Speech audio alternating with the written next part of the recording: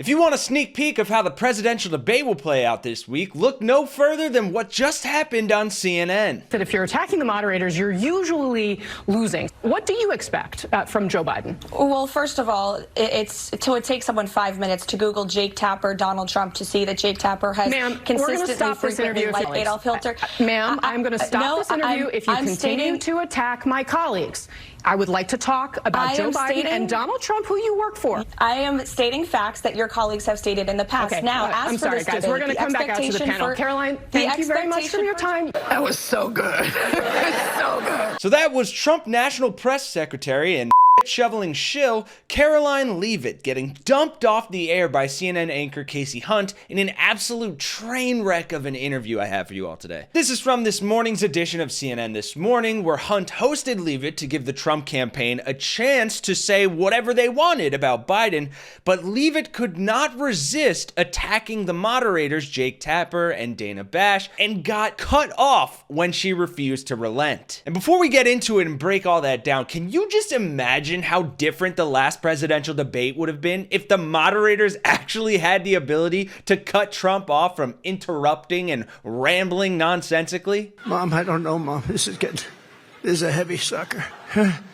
Oh, Mom, I can't do it. Boom. Though, to be fair, that would have deprived us of arguably one of the best moments in debate history. The question is, Justice, radical left. Will you shut up, man? Listen, this is so unprecedented. He's going to pack the court. So I guess, unlike that debate, it's a bit of a give and take. But this time will be different. The mics will be muted, so Trump can't exactly derail the entire process with his mouth, though he might try to do it with his ass instead. Really gives a whole new meaning to silent but deadly. Or maybe, assuming he even shows up, that is, he takes a note from his employee and personal puppet here, and instead of talking about his accomplishments, of which there are exactly none, he'll instead just attack the moderators. Here's how that interview started, where Karoline Leavitt, despite being given the floor to talk about what Trump would do differently on the debate stage, she just baselessly attacked Jake Tapper and Dana Bash, who are the moderators for Thursday's debate, and just watch how visibly incredulous and uncomfortable CNN host Kasie Hunt is. I just want to make sure. I want to make sure. Graduated last in your class, not first in your class. I want to make Mr. sure. President, can you let him finish, sir? That was some of what they saw on the debate stage in 2020. Of course, President Trump went on to lose that election to Joe Biden. Can you tell us what Donald Trump is going to do differently on the debate stage this time? Sure. Well, President Trump is well prepared ahead of Thursday's debates. Unlike Joe Biden, he doesn't have to hide away and have his advisors tell him what to say. President Trump knows what he wants to say, and he's going to relay his vision to the American people to make this country strong, safe, secure, and wealthy again. He's been doing that across this great nation to all corners of this country. That's why he was in Detroit, Michigan last week. He was in Philadelphia for a big rally on Saturday night. And that's why President Trump is knowingly going into a hostile environment on this very network, on CNN, with debate moderators who have made their opinions about him very well known over the past 8 years and their biased coverage of him. So President Trump is willing to bring his message to every corner of this country, to voters, to ensure that he wins this election in November. He looks forward to doing that. And I know the American public look forward to hearing from him. And look, respect to Kasie for hearing this woman out initially. She gave her the platform, let her speak her piece, and then right here, she sets up very clear rules about not unfairly attacking her colleagues and the moderators at the debate. So I'll just say my colleagues, Jake Tapper and Dana Bash, have acquitted themselves as professionals as they have covered campaigns and interviewed candidates from all sides of the aisle. I'll also say that if you talk to analysts of debates previous, that if you're attacking the moderators, you're usually losing. So I really want to focus in on what these two men are going to do and say when they stand on the stage. Now, Perfect. Excellent moderation. Acknowledge the bad behavior, set the boundary, and refocus on the issue at hand. God, why is dealing with Trump people always like talking to a toddler? That's what I was wondering. I don't know what they're going to do next season because they did some stuff this time. Exactly what I was thinking. Rhetorical question. Obviously, the answer is temper tantrums and the lack of a fully developed prefrontal cortex. Moving on. Kasie allowed Trump's mouthpiece to have her moment and tried to come back to the real matter at hand, but of course, Unlike her last name, Karoline Leavitt couldn't just leave it alone. As you'll see, she takes a very Trumpian approach of not respecting the rules or general human decency and pushes it way too far, but thankfully, Kasie Hunt was having none of it. Now, we have a little bit of what Donald Trump, your boss, has said in trying to set expectations for this debate. I want to play a series of his comments, and then we'll talk about it. Watch.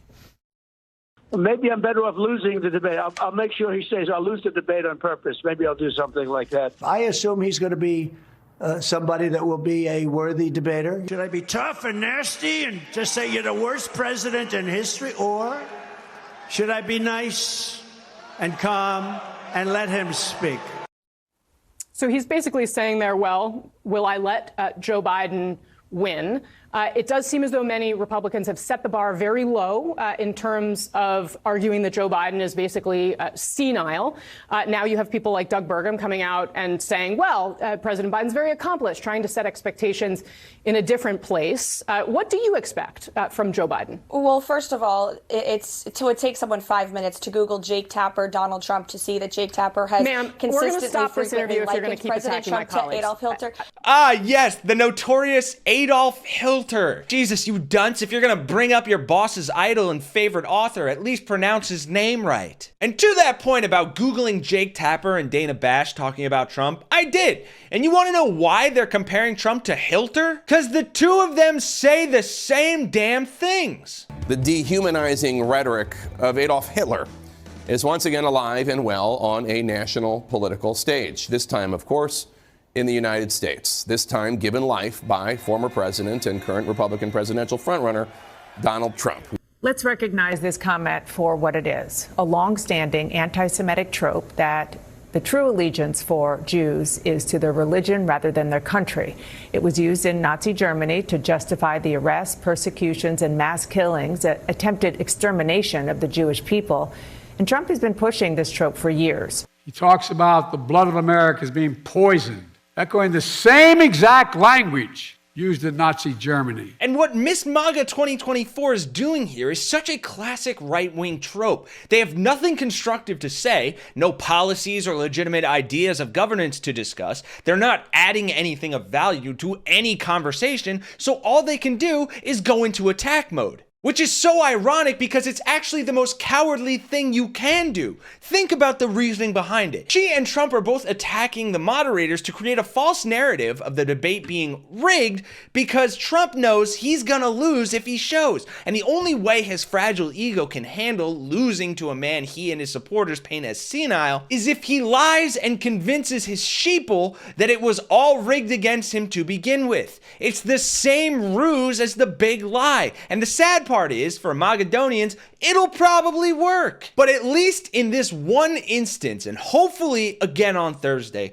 we can get some genuine catharsis from the way Kasie Hunt handled this whole situation by absolutely shutting it down, the way all of Trump's lies should be. Ma'am, I'm going to stop this interview if you continue to attack my colleagues. I would like to talk about Joe Biden and Donald Trump, who you work for. Yes. If you are here to speak on his behalf, I am willing to have this conversation. I am stating facts that your colleagues have stated in the past. Okay, now, I'm sorry, guys. We're going to come back out to the panel. Caroline, thank you very much for your time. You are welcome to come back at any point. She is welcome to come back and speak about Donald Trump, and Donald Trump will have equal time to Joe Biden when they both join us now at later this week in Atlanta for this debate. Our thanks to Caroline. Because at the end of the day, that is how you have to deal with a whining toddler. We don't owe these right-wing airheads more airtime to spew their nonsense. That's what Rumble is for. Deplatformed my ass. And Kasie put it perfectly in this tweet she sent out with over 4 million views, saying, "You come on my show, you respect my colleagues, period. I don't care what side of the aisle you stand on, as my track record clearly shows." Amen. It shouldn't be about what side you're on. It should be about having a constructive conversation about the real issues at hand. But Republicans can't even meet that bare minimum bar. Hence why the F your feelings crowd is sure having a lot of feelings today. Thanks for watching, folks. For Really American, I'm Kenny Hesse, and I'll see you all in the next one.